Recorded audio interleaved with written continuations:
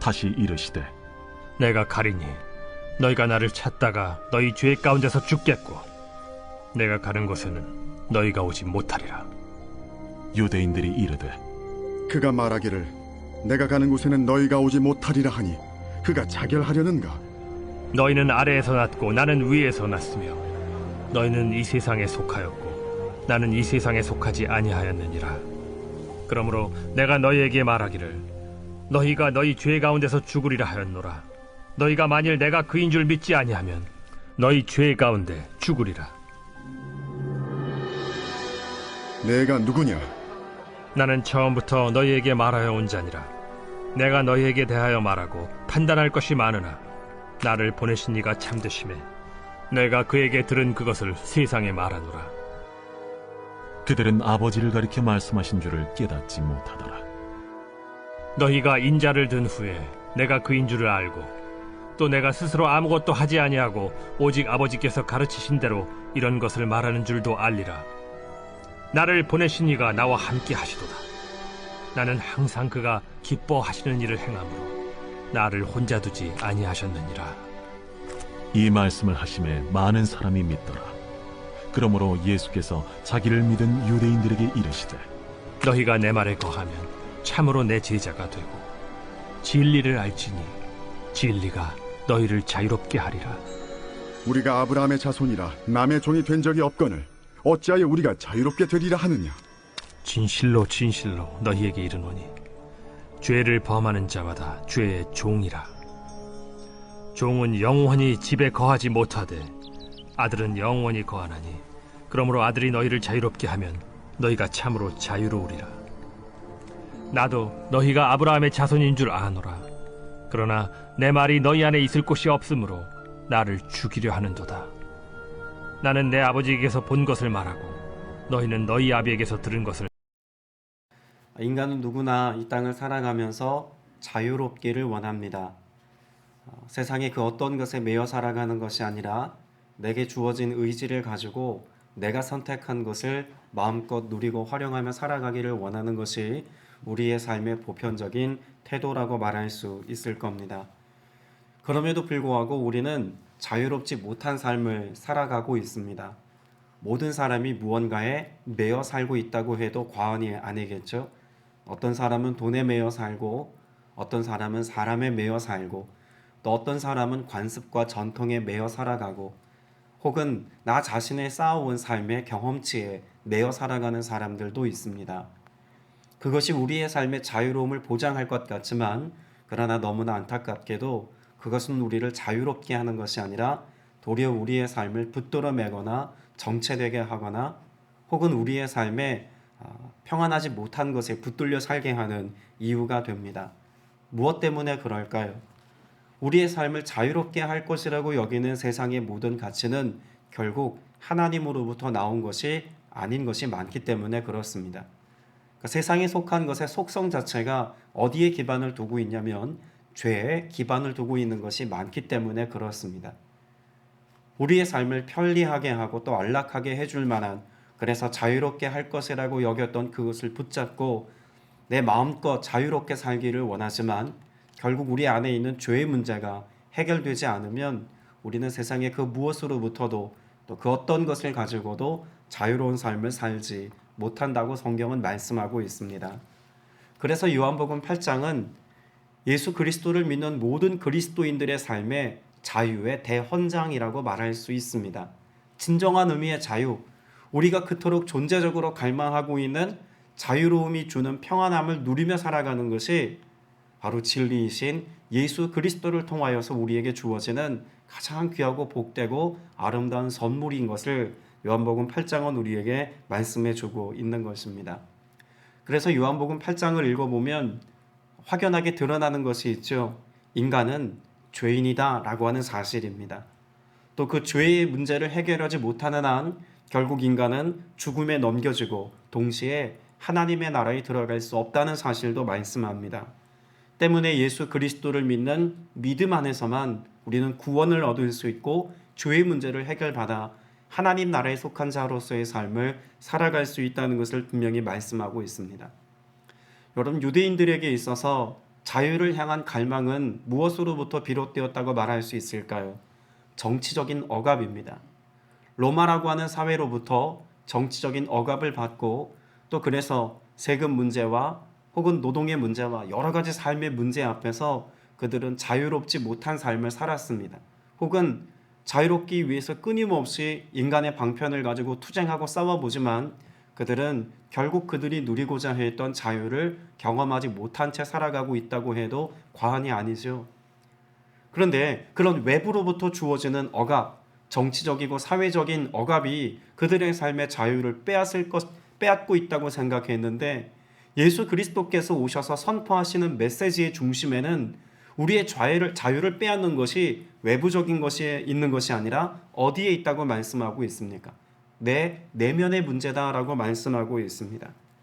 21절 말씀에 보면 예수께서 말씀하시죠. 나는 가고 너희는 나를 찾다가 너희의 무엇에서? 죄 가운데서 죽을 것이다 라고 말씀하고 있습니다. 여러분, 우리를 죽음 혹은 멸망 혹은 고통, 탄식 이런 것으로 몰아넣는 것은 정치적인 문제나 사회적인 이슈가 아니다라고 말씀하시면서 너희가 죄 가운데 이 죄로 인하여서 결국 죽게 될 것이다라고 말씀하고 있죠. 이스라엘 백성들에게 있어서 자유라고 하는 것을 생각할 때마다 늘 떠올리는 역사의 한 페이지가 있습니다. 출애굽의 역사겠죠. 400년 가까이 그들은 애굽에 종살이를 하였습니다. 그리고 그 종살이라고 했던 그 오랜 역사의 연결고리를 끊어놓은 중심에는 누가 있었습니까? 모세가 있었습니다. 그리고 그 모세로부터 주어진 것이 무엇이라고 여겼습니까? 율법이라고 생각했습니다. 그래서 출애굽의 역사, 곧 구원의 역사 가운데 모세라고 하는 믿음의 사람이 있고 그 믿음의 사람을 통해서 하나님께서 그 된 자들에게 자유를 주었다고 여겼습니다. 때문에 그들은 자유로운 삶을 꿈꿀 때마다 모세로부터 수여된 무엇을 지키는 것이 그들을 자유롭게 한다고 여겼을까요? 율법입니다. 율법을 잘 지키면 그것이 우리로 생명에 이르게 하고 율법의 메인 삶을 살면 그것이 우리의 삶에 하나님의 나라에 거하는 삶을 사는 이유가 될 것이라고 여겼죠. 자, 그런데 예수님께서 율법을 지키는 것으로서가 아니다라고 말씀하시면서 무엇을 말씀하고 있습니까? 나를 믿으면입니다. 여러분, 오늘 본문 말씀에도 보면 예수님께서 자신을 설명하면서 의도적으로 말씀하신 내용이 있습니다. 24절에 보면 내가 곧 나임을 너희가 믿지 않으면 이라고 말씀하죠. 이 말을 바꾸어 이야기하면 이렇게 바꿀 수 있습니다. 내가 나임을 너희가 뭐하면? 믿으면 너희는 죄 가운데서 살 것이다 라고 말할 수 있습니다. 여러분, 출애굽의 본질을 예수님께서 다시 한번 말씀해주고 있는 것이죠. 율법을 지키는 것으로 그들이 구원받은 게 아니라는 것입니다. 출애굽의 역사 속에서 그들이 구원을 이룰 수 있고 약속의 땅에 들어갈 수 있었던 가장 중요한 핵심에는 무엇이 있었습니까? 믿음입니다. 하나님을 하나님으로 신뢰하는 믿음이 있을 때 그 믿음을 보시고 하나님께서는 그들을 약속의 땅에 이르게 하셨다는 것, 이것을 떠올리게 하는 것이죠. 여러분, 결국 믿음이라는 것을 예수님께서 말씀하시면서 내가 곧 나다 라고 하는 사실은 예수님이 자신을 설명하는 말씀이기 이전에 구약 이스라엘 백성들에게 하나님이 자신을 계시하는 방식이었습니다. 에고 에이미라는 말을 하시죠. 나는 스스로 있는 자다 라고 말씀하셨던 그 하나님, 결국 예수님께서는 무엇을 말씀하고 있냐면 죄로부터 자유한 삶을 살자면, 세속과 죄악된 가치로부터 벗어나 진정한 자유인으로서의 삶을 살자면 너희가 하나님을 믿어야 한다는 것입니다. 그리고 내가 곧 하나님임을 너희가 믿고 인정하고 나를 신뢰하고 따라올 때에야 비로소 너희의 삶 가운데 세상이 주는 것과 다른 진정한 의미의 자유를 경험하게 될 것이다 라고 말씀하고 있는 것입니다. 때문에 오늘 요한복음 말씀을 대면하는 저와 여러분도 말씀 앞에 서서 무엇을 발견할 수 있어야 합니까? 예수 그리스도를 처음 믿기로 결단한 사람이라면 무엇보다 내가 죄인임을 자각하고 인지하고 또 인정해야 할 것입니다. 더불어 그것을 자각하고 인정했다면 어떤 삶의 지경에 있어야 할까요? 회개함으로 내가 죄인됨을 인정한 이것이 하나님 앞에서 다루어지고 해결되어질 것을 구해야 합니다. 그 회개하는 하나님의 백성들이 그런 진정한 하나님의 자녀가 되었음을 그 영적 신분을 회복하였다면 이제는 그 자유롭게 하신 그 하나님의 인도하심과 은혜 안에서의 삶을 살아가야 한다고 또한 역설하고 있는 것이죠. 그러면 그 안에서 우리가 누리는 것이라고 하는 것은 무엇일까요? 하나님을 아는 것입니다. 그리고 하나님의 뜻을 아는 것입니다. 그리고 그 뜻 안에서 우리의 삶을 행하며 실천력 있게 살아가는 것, 이것이 진정한 의미의 자유라고 말씀해 주고 있는 것입니다. 여러분, 오늘날의 그리스도인들의 삶이 어디까지 머물러 있다고 말할 수 있을까요? 내가 죄인임은 자각합니다.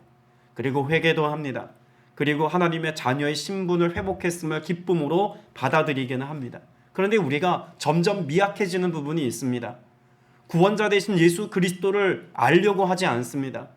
말씀 속에서, 우리의 신앙생활 속에서 우리를 자유롭게 하신 예수 그리스도를 깊이 아는 자로서의 삶을 가볍게 여깁니다. 더불어 성령의 인도하심을 따라 자녀된 우리를 자유롭게 하신 그분의 영의 인도하심을 받으며 살아가는, 그래서 거룩하고 온전한 하나님의 백성답게 살아가는 영적 실천력의 삶을 우리는 상실하며 살아가고 있다고 해도 과언 아니겠죠. 때문에 오늘 저와 여러분, 이 하루를 살아가는 동안 갈망해야 합니다. 주님도 알기를 갈망해야 합니다. 주님께서 걸어가신 십자가의 길과 거룩의 길을 우리가 선택하며 살아가는 삶을 살아야 합니다.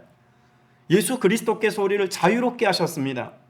여러분, 성경에서 특별히 요한복음에서 진리라고 말할 때 진리는 단지 어떤 지적인 영역을 말씀하고 있는 게 아닙니다. 율법과 계명을 설명하는 수식어도 아닙니다. 요한복음에서 말하는 진리는 예수 그리스도입니다.